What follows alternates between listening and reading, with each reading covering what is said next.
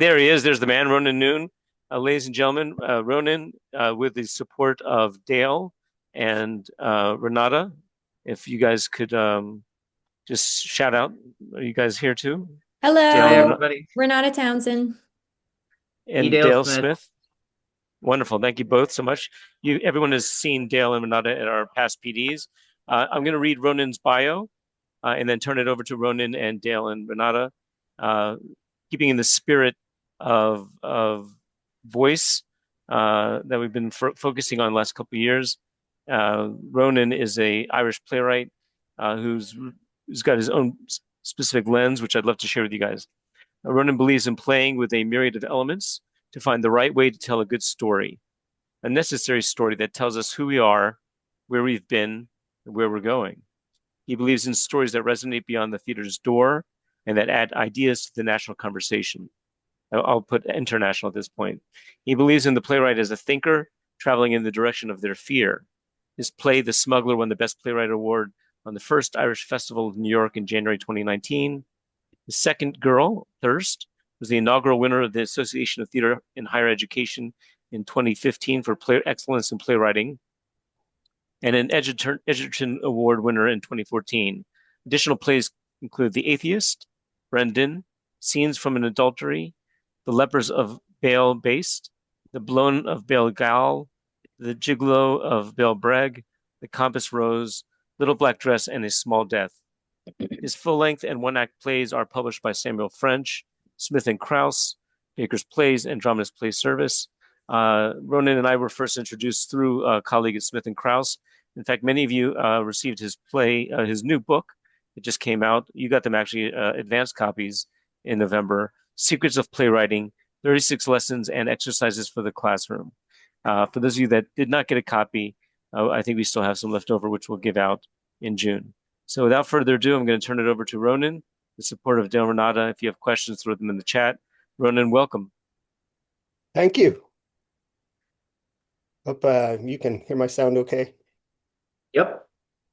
So yes, it's lovely to meet you all. This is the book that we just finished with Smith and Krause, which I'm well proud of. But it's really a book for dipping into and then taking an exercise and maybe finding it helpful to you. So the first thing I was going to ask is maybe consider having a paper or pen close, because we're going to do just a few exercises, because I'm going to, rather than lecture about playwriting, I'm going to talk about how I teach a class to high school students. I've been teaching at Boston University for probably 15 or 16 years in the graduate program in playwriting. And I've been teaching at a school called Walnut Hill for the arts in Natick in Massachusetts for about 18 or 19 years to high school students from ninth grade to 12th grade. And so this book was basically informed by all those lessons that I gathered over the years. And I thought it might be helpful in terms of how you might want to teach playwriting. So maybe in the chat, I was wondering, is there people could tell me the school they teach at, and maybe on a scale of 1 to 10, where playwriting fits into their teaching or the pedagogy?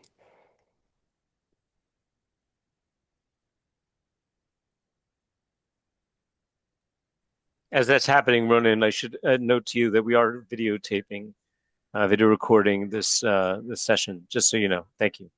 Ah, thank you.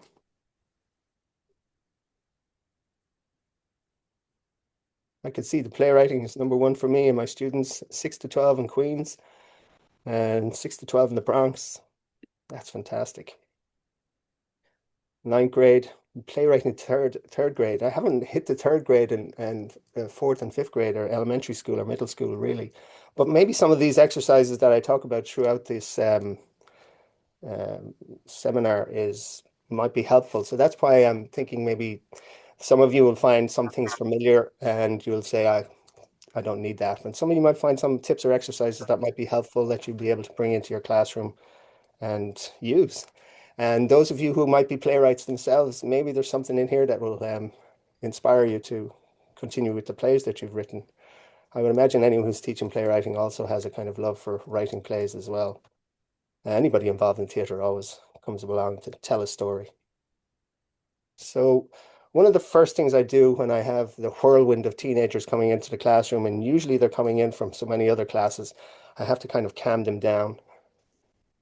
So I talk to them all individually. Eventually, I get around to them. So the first thing I'm going to do is just a little wee exercise, which is really breathing in when you push the up finger and out on the down finger. So you've seen this before in yoga and wellness classes. And it just allows the students, as you know, and I obviously know that most all you teachers, you know this as well, but it allows them to just bring them back into the moment. And it allows the class to kind of calm into the idea that we're about to teach playwriting. First, most of the students that I have never written a play. Some of them have read plays in English class, and some of them have gone to plays, and quite a few of them have never gone to plays. And a lot of them don't know the names of any playwrights, which is not unusual, actually, to know the names of plays before we know the names of playwrights. So when I start talking to them, I try to break them into the idea that they are in their own play every day. And so I start from the aspect of that the first thing they do in the morning, and I ask them around the classroom, what is that? And they'll say, well, I put on my clothes. And I'll say, before that. And alongside, eventually somebody will say, I open my eyes. And so this is the place where I start to say, this is the beginning of the play. Just like when you walk into the theater, it's dark, and then you open your eyes, somebody walks onto the stage. And so in the same manner, I say, you are in your own play every day. And so when you open your eyes, what's the first thing you see? And oftentimes they'll talk about their clock, their phone, and there's always the smart person who tells me it's the ceiling. But I will tell them that they're in the set of their own play. And so I ask them to describe the set of their room. And so we'll go around the classroom and ask them to talk about how they see the posters on the wall, or they see the lamp, or they see a computer on a desk, they see clothes on the floor. And so with them imagining it and seeing the visual concrete imagery of their own room, I try to establish that this is the set that they have woken up into.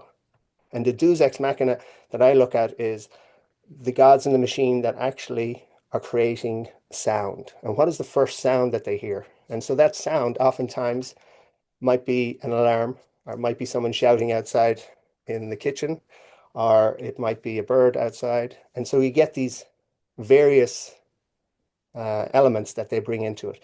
And I think about how that is the sound in their play. And so now that they see the sound, I ask them about the light. And so there's a technician for the light, and that again is the God in the machine. And what kind of light are they seeing? Is it dark before they pull open the curtain? Is it just a lamp that's on? Can they see the visuals of that so that when they open the curtain or when they open their blinds, that they allow the light to come in? And so once again, they start seeing that the room is changing in light in the same way as when you're watching the stage, the light changes sometimes to tell you the tone that you're about to witness when it comes to the play. And once you stay in that room, I want them then to be just concentrating the idea of all the elements that are there. What are the props that they have? And who's the prop master in charge of it? Well, they're the prop master in their own play. And they've brought all these elements into the room wherever they are. And so whoever's in charge of the props going to have to bring all of them into the room to create your bedroom on that stage. And so they'll start talking about the props that they have, from their phones to their computers, to the clothes on the floor, to shoes, to the socks, to the wardrobe, to the closet. And from each piece, I'll explain to them that this sets up the idea of what the room is, but the costumes designer has to walk into the room. And we talk about the costume designer from the idea of wants, and how a costume designer is not just going to put clothes on in the same manner that when you get dressed in the morning time, you're putting on your clothes with the intention to be something during that day. You might not think about it necessarily straight away, but there is a want in there. And that want might be you're trying to impress somebody at school, or you want to be very comfortable that day in the clothes that you're wearing. And so again, that want comes through. The way that you style yourself for that day also kind of oftentimes um, is a mirror to what you're thinking about for the rest of that day. If you go in scruffy, maybe there's a sense that you're going to be a little apathetic about how the rest of the day progresses. And so once I start building this idea into the students' minds, they start seeing that they have now created this world that they are their main character in every day. And so they're in their own play every day. And I ask them now, what is your first want? And oftentimes they go from there to the breakfast. But I'm going to keep them back in this house and in this room. And I'll say, well, maybe the first thing you want to do is go to the bathroom. And when you're in the bathroom, I think about the idea of how a routine is starting to be built and how you can use a routine to begin any story. And so these routines that they build, and I would say this to you as well, maybe it's something to jot down on a piece of paper. When you walk into the bathroom, you first look in the mirror. That's one action. The second action is opening the toothpaste. The third action is getting your toothbrush. The fourth action is putting the toothpaste on the toothbrush and then brushing your teeth. This routine happens every day. Well, you hope it does.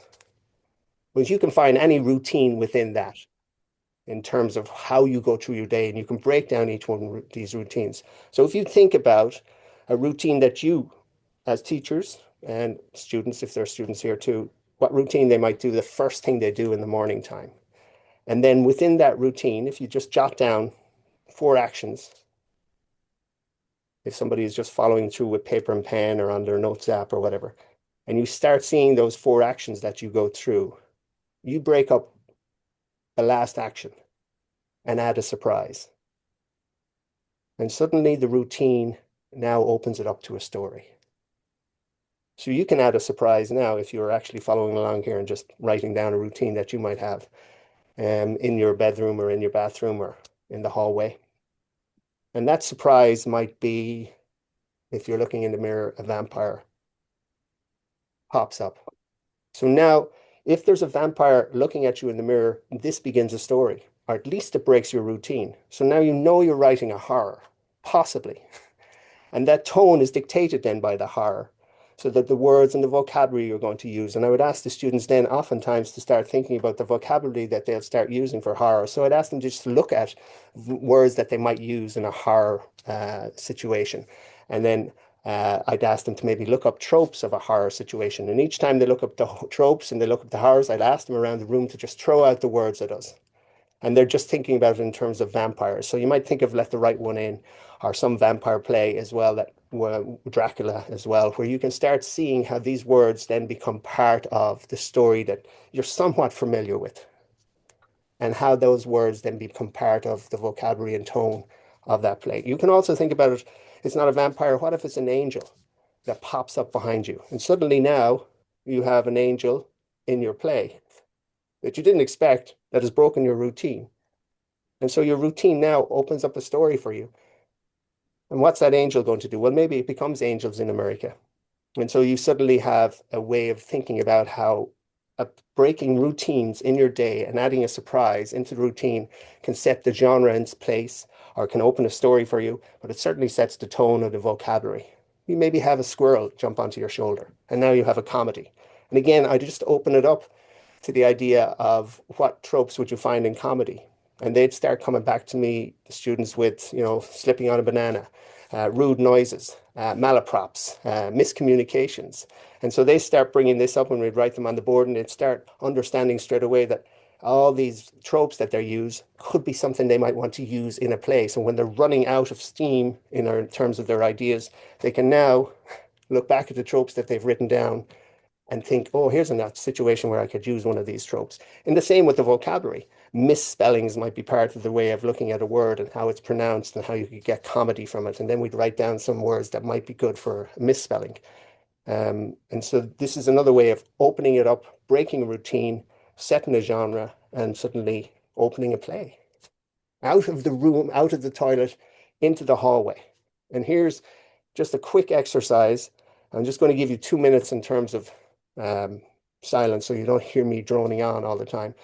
But I want you to think about this exercise as a way that I offer the students a way to open their muscle memory to what can happen on a stage by just thinking about a prop. And so I would think 2 props, 2 separate props, if you can write them down in your book or on your paper. And each prop designates a separate location. In other words, a prop of a fridge, that's all you see. It's a roll-on prop of a fridge. Automatically, you go to it being in a kitchen. Maybe you see a moon rock, and suddenly you'll go to the moon. So write down two props, two separate locations.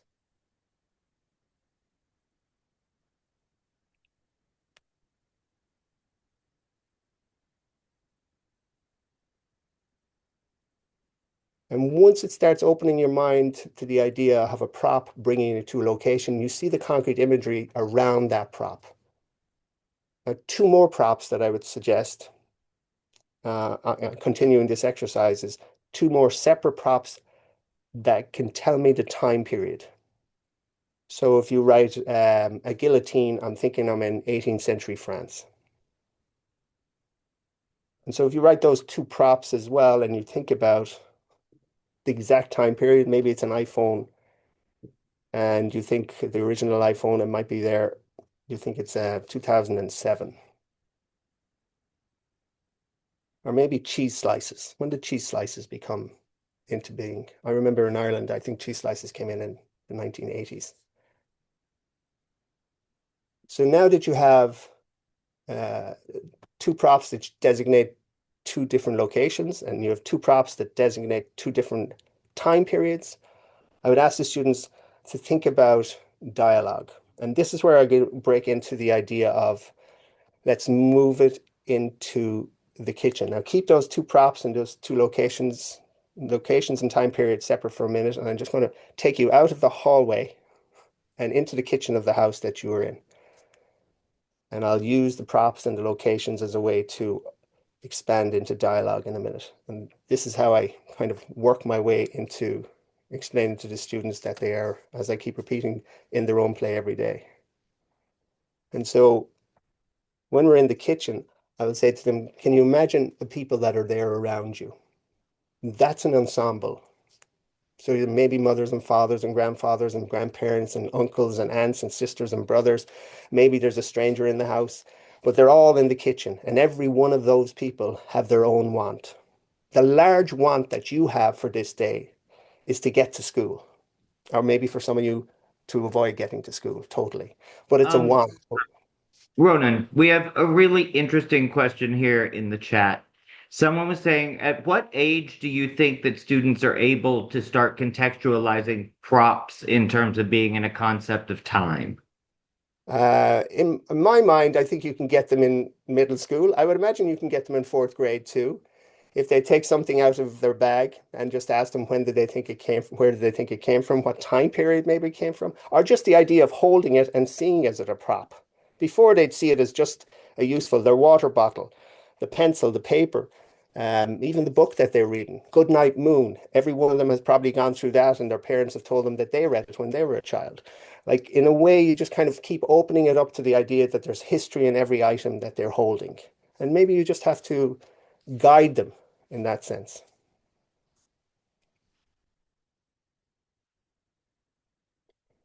So yeah, they may be not able to find out what time period, but they're really good at knowing it's old and it has history. And again, it's about the fun of trying to find rather than being exact in the science of what is the prop. And really just opening up their mind, the muscle of what can be put on stage and how they could maybe actually tell a story for the stage. That's all this is just a foundation for that. I have old students obsessed with old phones as well. Yes. The old dial-up phone, which is kind of wonderful in so many ways when you look back on it, and they have fun with it again. But they will ask you what's the time period is. Maybe you'll say the 70s or the 60s or the 50s to them, and maybe they'll ask them then what is that they know about the 50s or the 60s, what music do they think they know about as well, just to kind of contextualize it as much as possible. But it opens up conversations around the table, so it's not just right. Here's a play, read the play, now do a play. It's more of opening up the whole, well, the collaborative nature of the art form. Before your grandparents were born. Yes. Part of this is to get them into that kitchen and see that everybody around them is a character in their play. And so everyone is having their own dialogue, and they have their own want. And like I was saying, the want is to get to school. That's the large want. But inside that want is all these wee wants that they have. The wee want is to get breakfast. The wee want is to go to the toilet. The wee want is to find a brush for their hair. that we want is to find their homework. And so along with these wants become the hurdles. And so I'd ask them again, what other hurdles might they face before they leave their house? And some might say, there isn't a lift to get to school. I'm late for the bus. I don't have any lunch. Somebody might say that, they've forgotten their homework and the hurdle is to try and um, have the teachers not see that they've missed their homework today. Every one of these hurdles obviously are real life hurdles. But once they see that they're real life, they can actually apply those hurdles then to actually scripting them in some way. And so that the idea is to just kind of think about how the want and the hurdle come together, or that obstacle, and that if you can connect the want that you have, which is getting to school, with an obstacle that stops you from getting to school, to watch you overcome that obstacle on the way to getting there, that's the beginning of what we do in playwriting. And so while I look around at those people in the kitchen, I start talking to them about what's the light like in that kitchen, what's the sounds they're hearing in that kitchen. And then again, I go back to that Deus Ex Machina of who's creating those sounds. And now that you hear them, they become permanent in your mind, because now it's not just a kitchen anymore. It's the set that you're living in. And it's also the set that you can imagine that you can put on the stage. And so they'll fit it with the props that we talked about from the bedroom. And I then go back to the idea of listening to the speech around them. And I might ask them just to write down the speech that they're hearing in the kitchen and bring it in the next day. But what I'll talk to them about in terms of that speech is how dialogue is really crafted speech, and how do you craft that speech. So this is kind of like the first technical part of the playwriting to them, that they'll start kind of shaking their head at a little bit, like, how do you do that? And so going back to the two props for location and the two props for time period, I might ask them to be what I'd explain to them, that exposition is just saying exactly what you mean to deliver information to the audience. And I'll ask them to write 4 lines of exposition. And I wouldn't even ask them to write it. They might actually do it with their partner in class, and just to be blatantly using exposition. I know maybe in 3rd grade and 4th grade, this might be a little bit more difficult. But at the end of the day, if they start thinking about how they say, "Hi, Dad," is actually a line of exposition, because automatically I know the relationship between the person who's talking and the person who's receiving the talk. And so with 2 characters only, try within 4 lines of dialogue to deliver the time period, the location we're in, and the relationship between the 2 characters. Just 4 lines of dialogue. And be as blatant in your exposition as possible. And I know that, the teachers here who can kind of shape that to suit the kids they're teaching. So 4 lines of dialogue only, 2 characters only. And in those 4 lines of dialogue, deliver the location, the time period, and the relationship between the 2 people.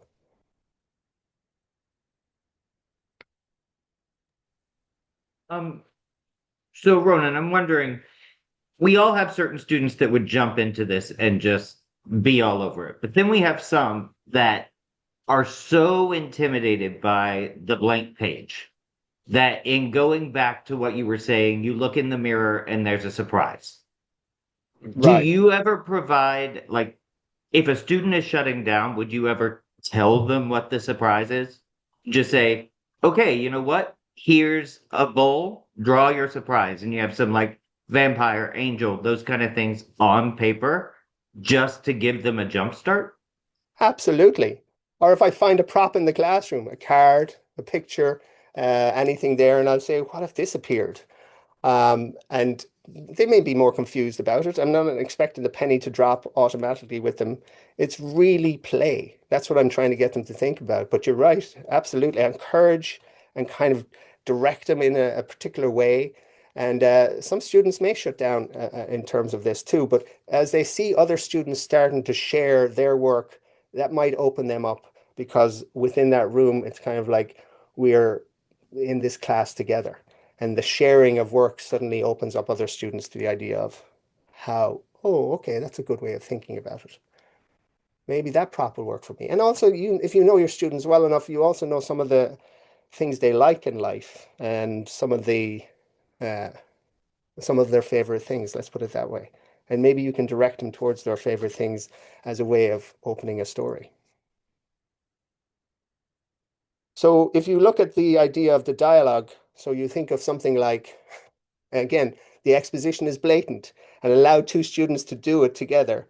And then they can show that back to the class, like they'll play that scene for you. And you'll have 8, 10, 12, 14 scenes in your classroom coming back at you. And they're only 4 lines short. So it actually pops along at a nice speed. And then you can stop them to say, oh, that's fun.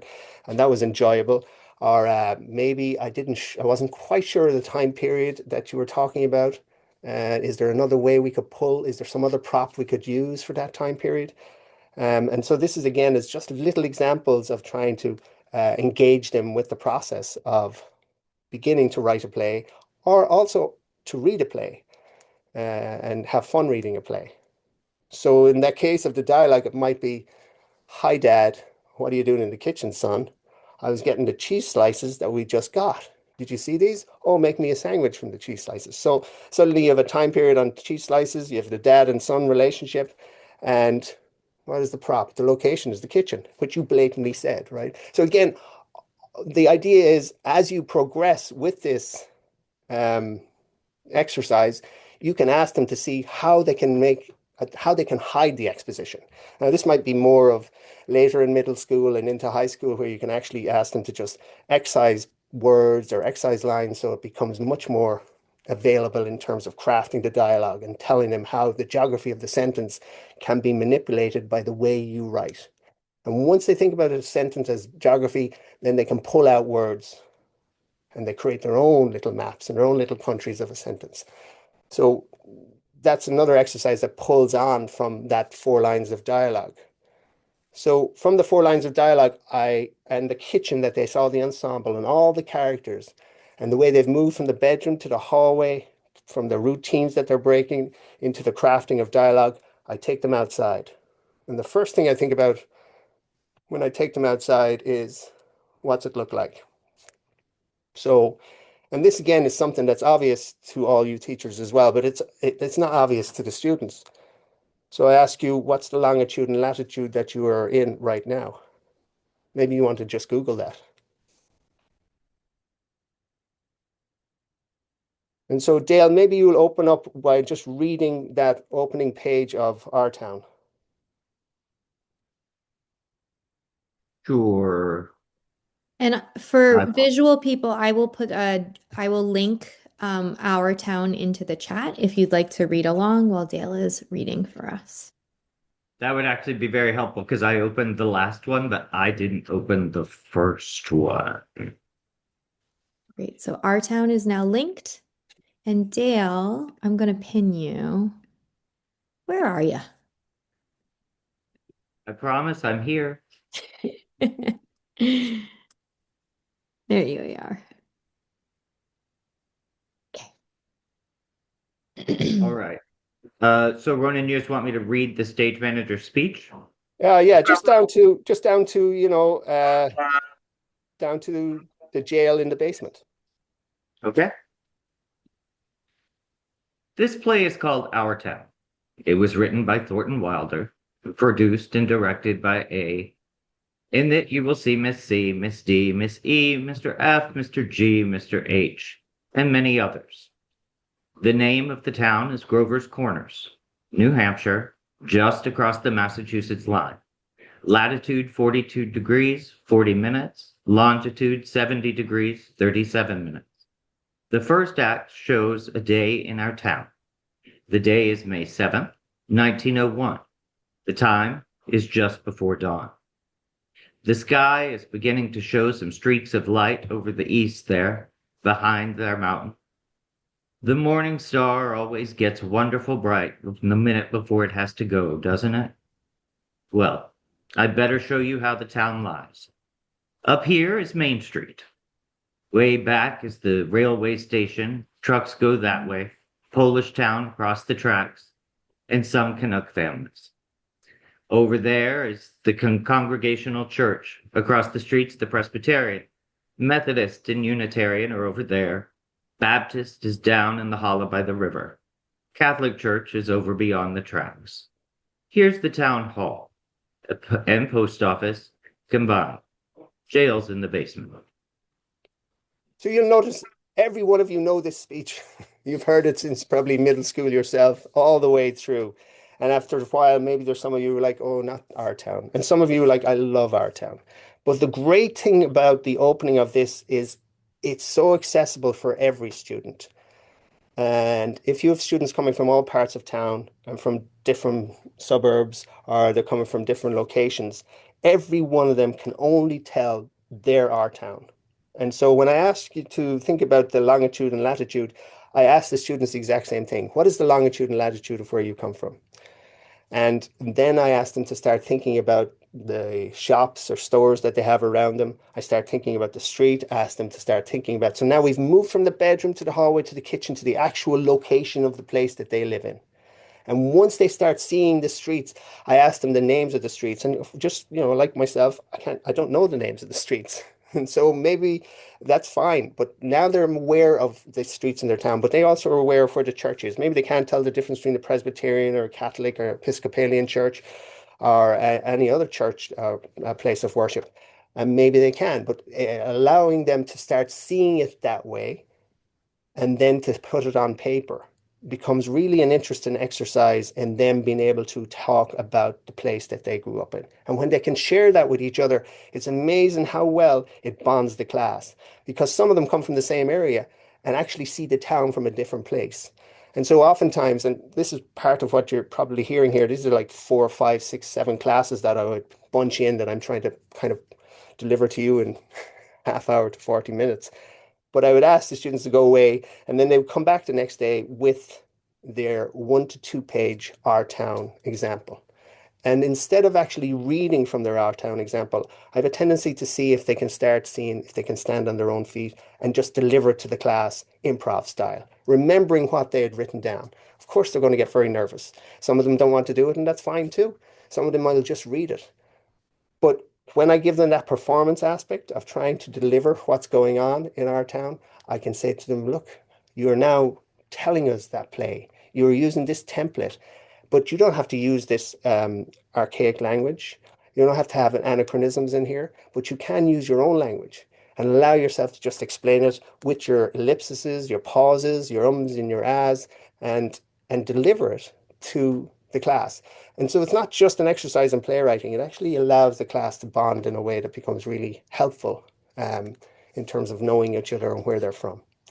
The other side of that too is just as that opening to our town finishes, you see Doc Gibbs come in because he's after delivering a baby.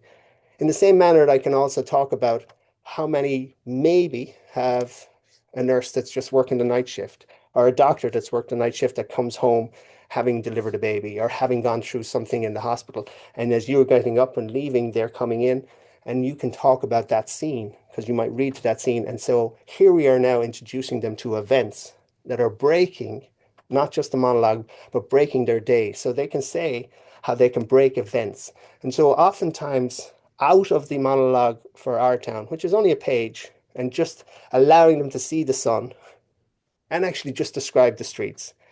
And it doesn't have to be good either. It's just allowing them to do this. I asked them to actually write the monologue between leaving the bedroom and actually arriving at school in a monologue format, and just to tell it. And then maybe we'll just improv it in class and they don't even have to write it. I'll just ask them, tell me how you left the house, and I might ask some questions along the way. And so, did you wear your hair up, or did you put everything in your bag? Did you forget anything? So allows them to expand on the idea of writing from the bedroom to the school. And the idea is that the arc is now complete in terms of their goal is to get to school. But along the way, once you hear the monologue, you can actually pull out events from the monologue that can be turned into scenes. And that's when the teacher oftentimes is just kind of relied upon to say, here's a scene between you and the bus driver. When you got on the bus, you didn't have the right ticket. There was an engagement between the two of you. And you can talk about how that scene was resolved. And maybe you could write that dialogue in that scene. Don't forget how you crafted it earlier with the exposition. Write it with the exposition. And so you can start building these scenes between bedroom to school, and you have your goal. One of the ways I also introduce this is by using Dogville. I don't know if some of you know that movie. Do we have Dogville, Renata? Yep. Give me one moment.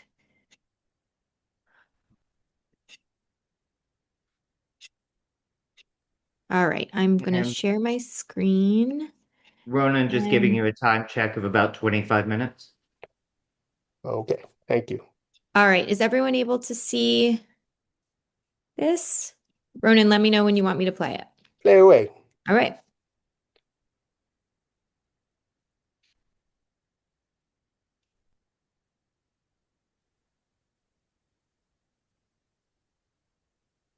This is John Hurt's wonderful voice.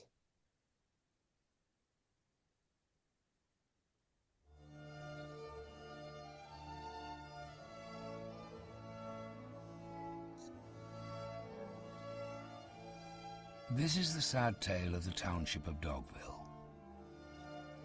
Dogville was in the Rocky Mountains in the US of A. Up here, where the road came to its definitive end near the entrance to the old abandoned silver mine. The residents of Dogville were good, honest folks, and they liked their township. And while a sentimental soul from the East Coast had once dubbed their main street Elm Street, though no elm had ever cast its shadow in Dogville, they saw no reason to change anything.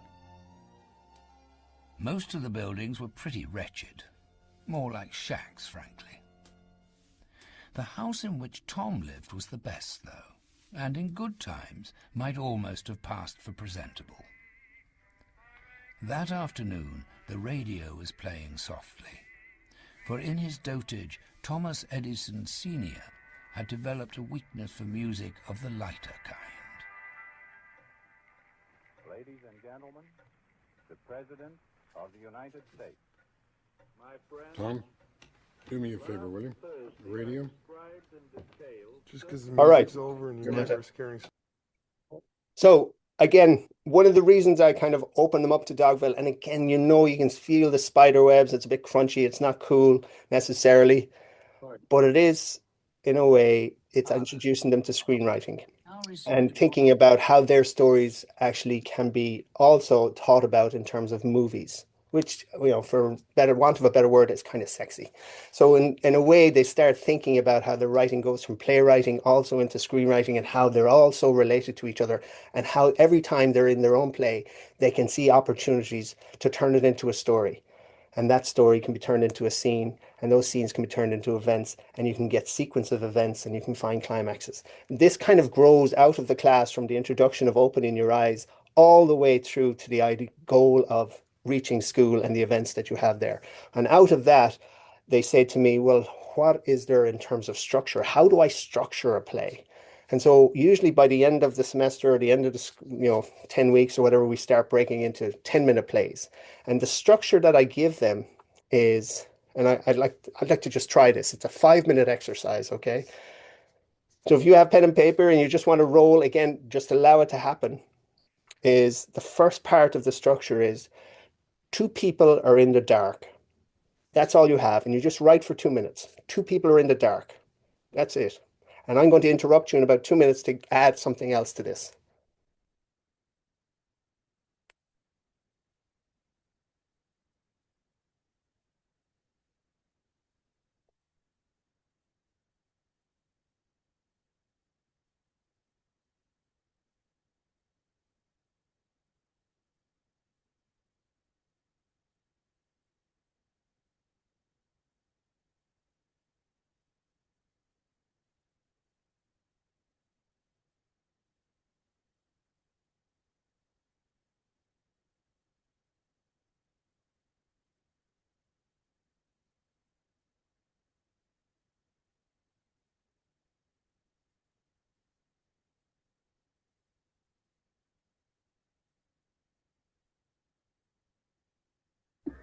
Hi, good day.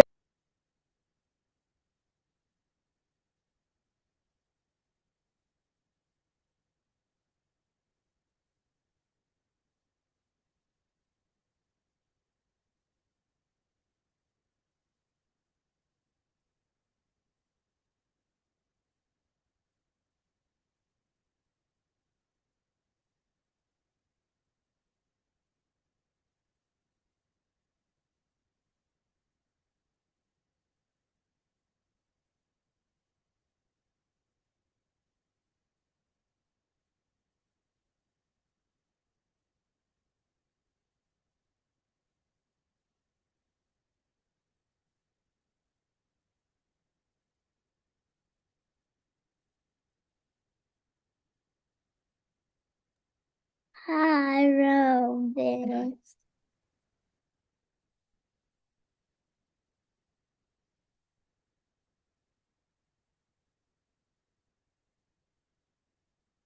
So now that you've about 2 minutes in, you can see that you're creating a world, exposition. And obviously it's improv writing, spontaneous writing. The next part, just for 1 minute of writing, is turn on a light and reveal something that neither of them knew was there.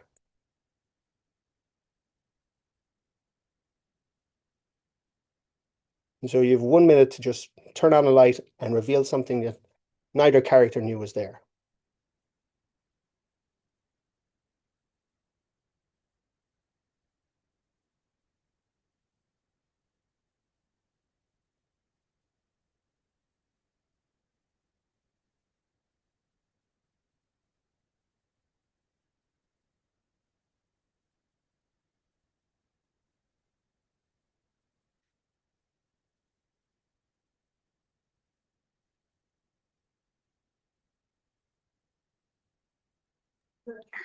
And So now that you've Ronan, you went on mute.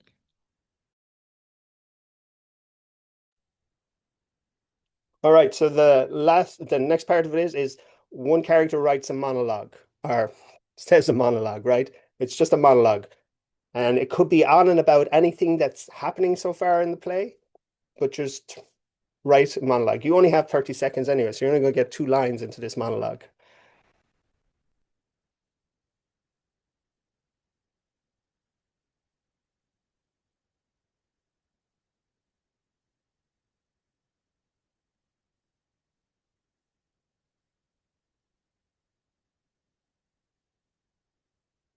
hello,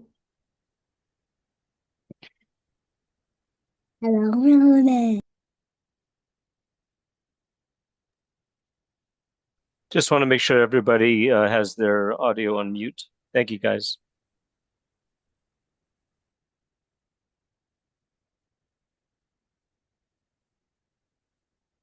And so then we have 20 seconds to introduce the third character. A third character walks in.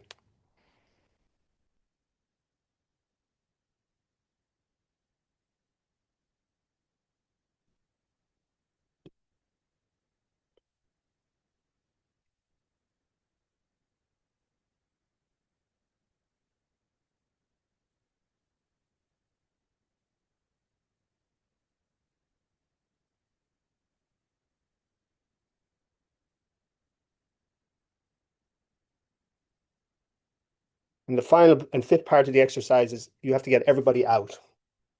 Somehow or another, you have to get everybody out. So, and you have to do it more or less immediately within 15 seconds.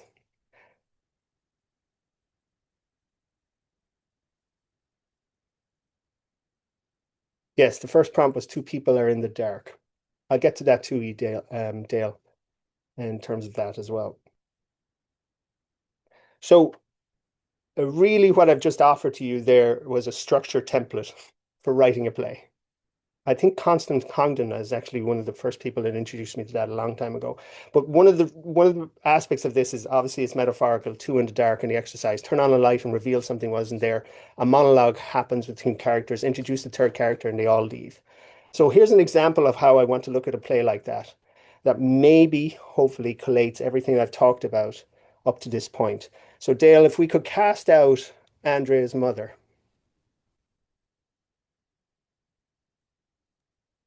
Yes, absolutely. There did come up a question in the chat that was really good.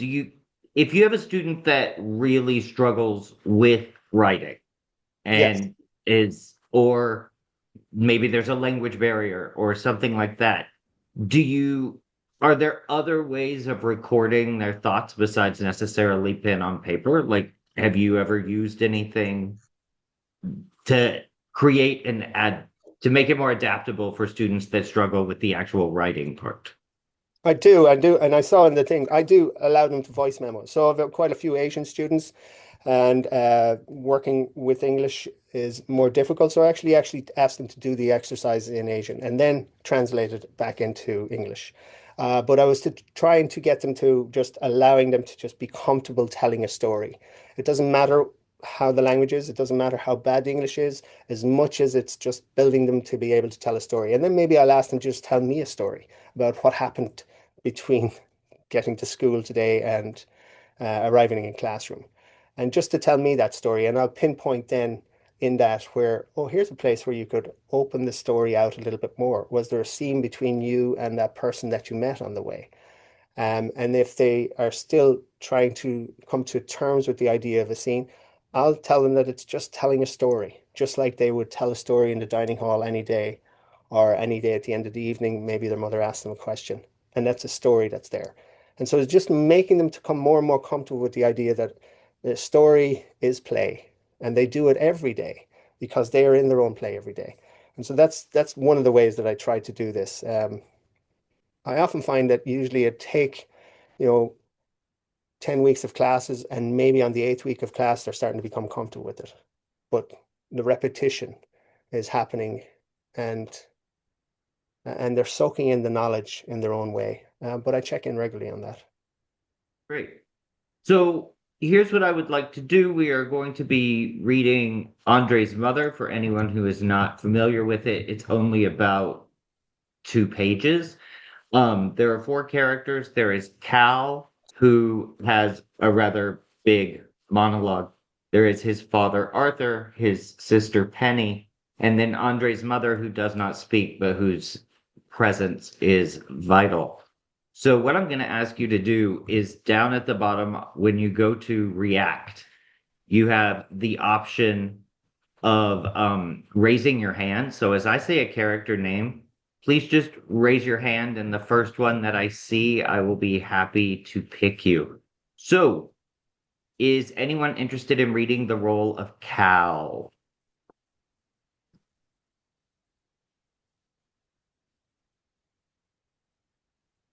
Am I seeing any hands? Or someone can just I'm speak out.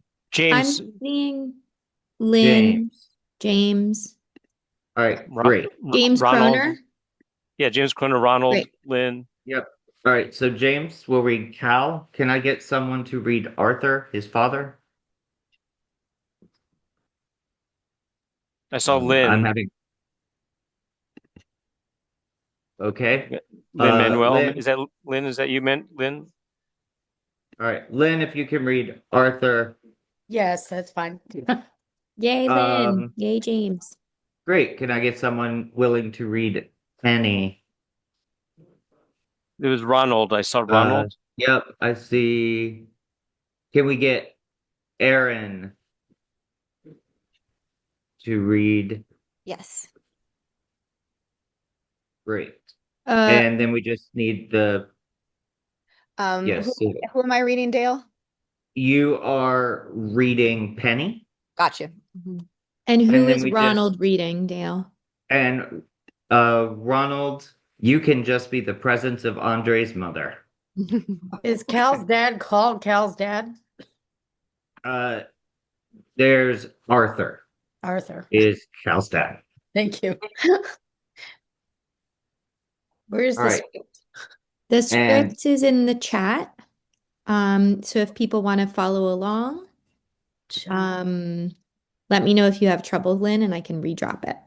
Yeah, I think it's gone beyond where I can see it right now. Okay, no problem. I'm going to drop the link to the script again. Okay. Yes. Oops. Hold on. I'm having trouble. Okay. Come on, where are you? There you go.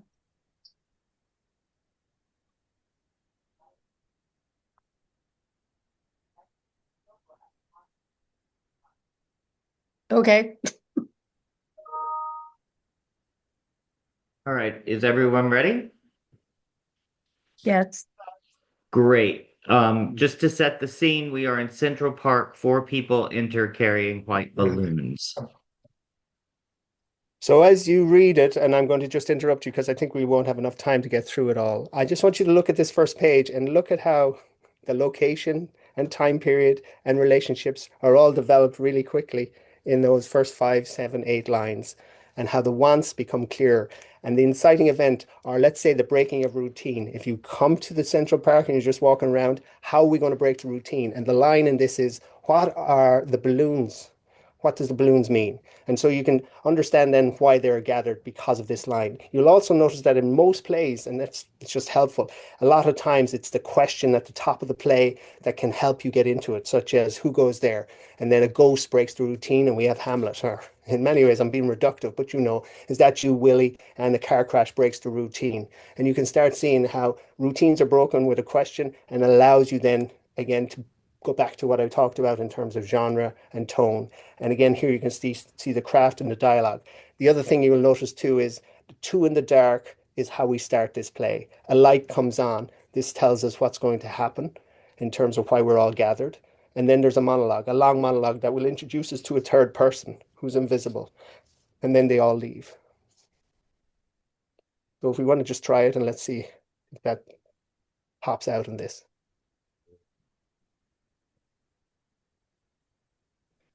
You know what's really terrible?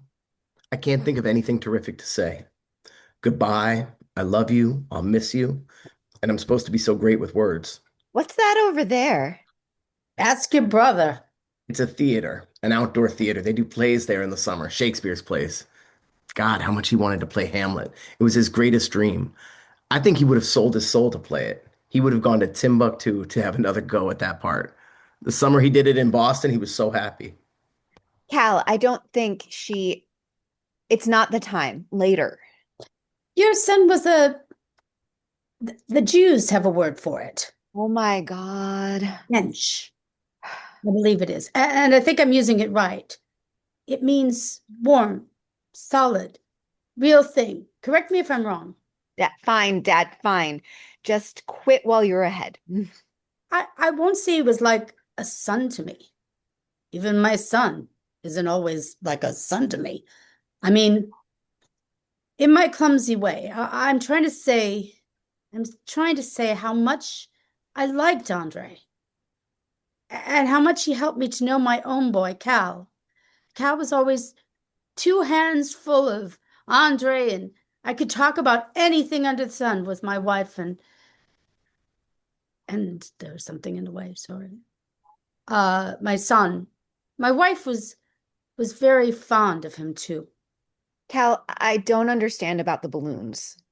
They represent the soul. When you let go, it means you're letting his soul ascend to heaven, that you're willing to let go, breaking the last earthly ties. Does the Pope know about this?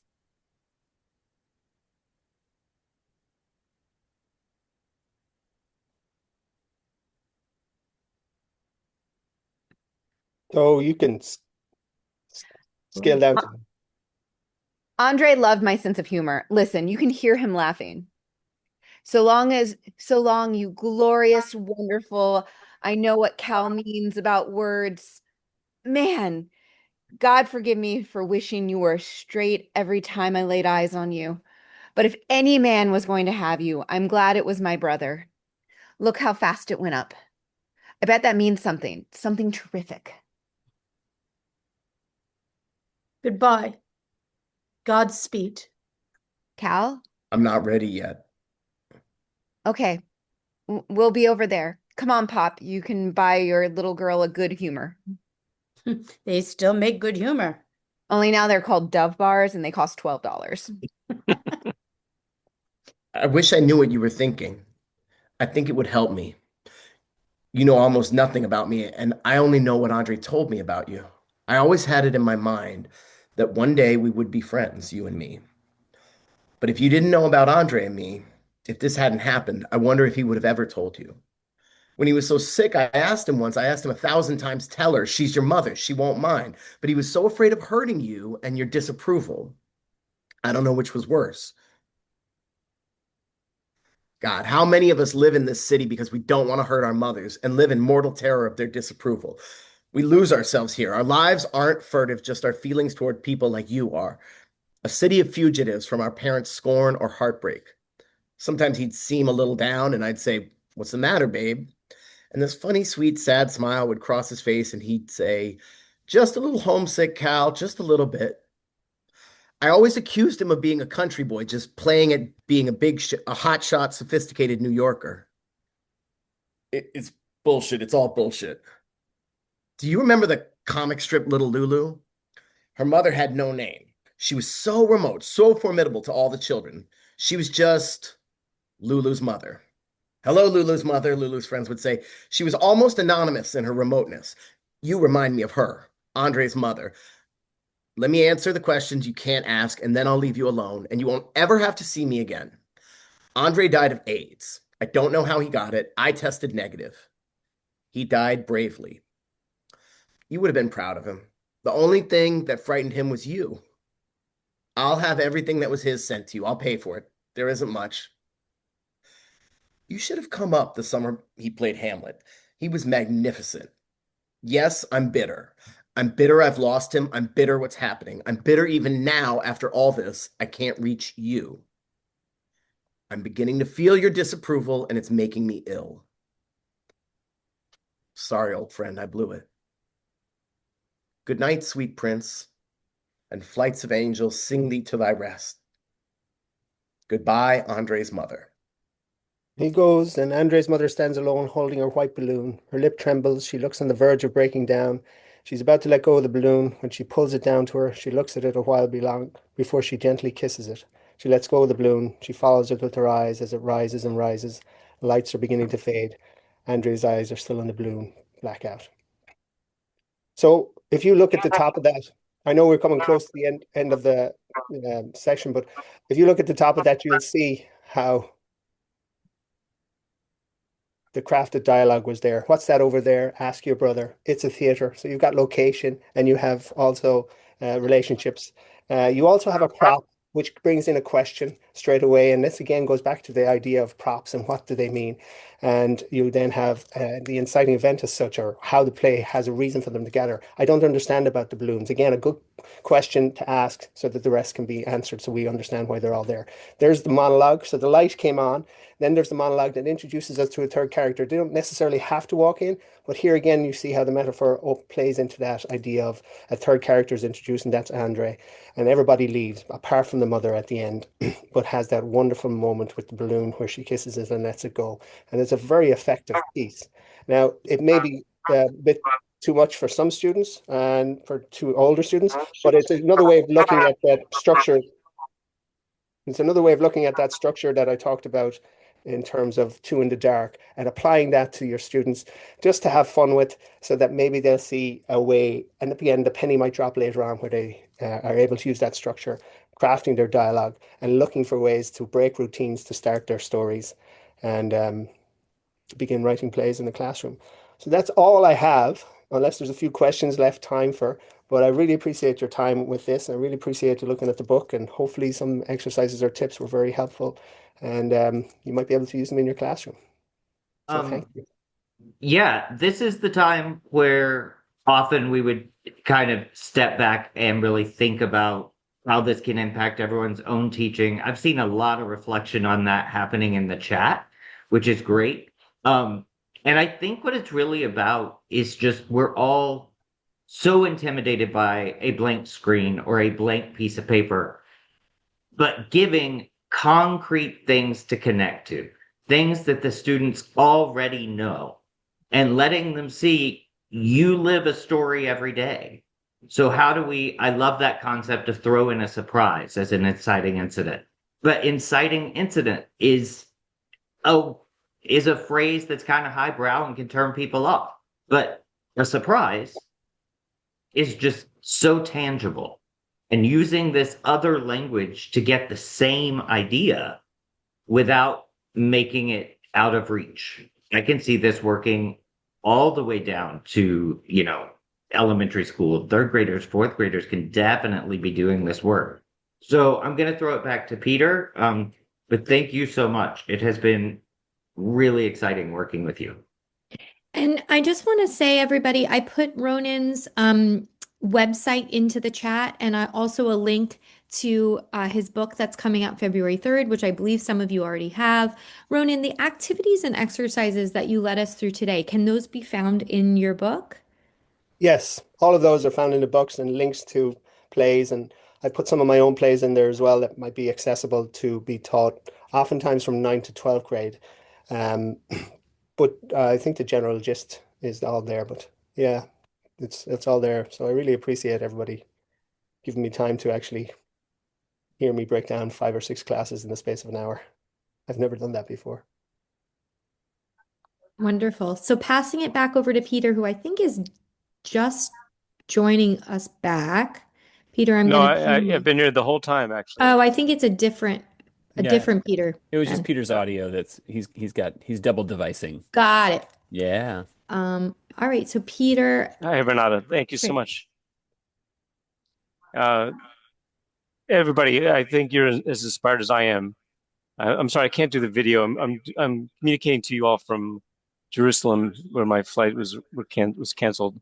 Hopefully, flying in soon. So I'll just keep my video off. But Ronan, we had our first conversation months ago, and I was so excited for our teachers to hear you go deeper. And our conversation was just off the cuff. I think we're all envious of your students, and excited for them too, because you're not just a masterful playwright, you're a wonderful teacher. You really kind of led us on a journey within a very short amount of time. Could we also give a hand to Renata and Dale for all of their work? Ronan shared with me how helpful they were in terms of crafting what would have been a live experience. And just so you all know, and just so you can be excited, Ronan doesn't know this yet, but Ronan, I'd love to invite you to come down back. I know your flight was canceled, but I'd love to have you come join us in person and do maybe a several hour session, Absolutely. I'd love to. extending this great, wonderful, extending this work. And Renata and Dale, I'd love to have you do what you had scheduled to do, because everybody on the call, Renata was going to take this work just as you were all anticipating. Renata was going to take this work and work with K to 5 or K to 6 teachers, and Dale was going to work with middle school to high school, because there are so many principles, as you guys were anticipating, in Ronan's work, which skews older. But we all know that with some thoughtful scaffolding, that the storytelling is universal.